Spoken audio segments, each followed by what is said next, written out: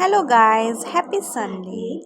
তো আজকে আমার কাছে একটা টাইম ছিল, আমি বাজারে চলে গেছি আর বাজার থেকে আমি সব কিছু কিনে নিয়ে আসছি। শাক এনেছি, ধনিয়া পাতা এনেছি, টমেটো এনেছি, লাউ এনেছি, বেগুন এনেছি।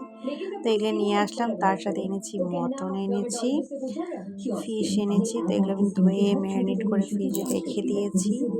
তো ফার্স্ট আমি ভাতটা ডালটা বানিয়ে নিয়েছি, নিয়ে আমি ফিশটা ফ্রাই করেছি। ফিশটা ফ্রাই করে ফিশের কারি করেছি আমি ধনিয়া পাতা দিয়ে, কোনো মশলা দিইনি, শুধু টমেটো আর ধনিয়া পাতা দিয়ে আমি তরকারিটা করেছি। পালং শাক করেছি, লাল শাকটা জেনেছি সেটাও করেছি, শুটকি করেছি, শুটকিটাকে আমি সবজি দিয়ে বানিয়েছি, মিক্স ভেজ দিয়ে আমি এটা করেছি। তার সাথে একটু পেঁয়াজ রসুনও দিয়েছি আর করেছি মটন। তো আজকের জন্য রেসিপিগুলো এই ছিল। Bye bye.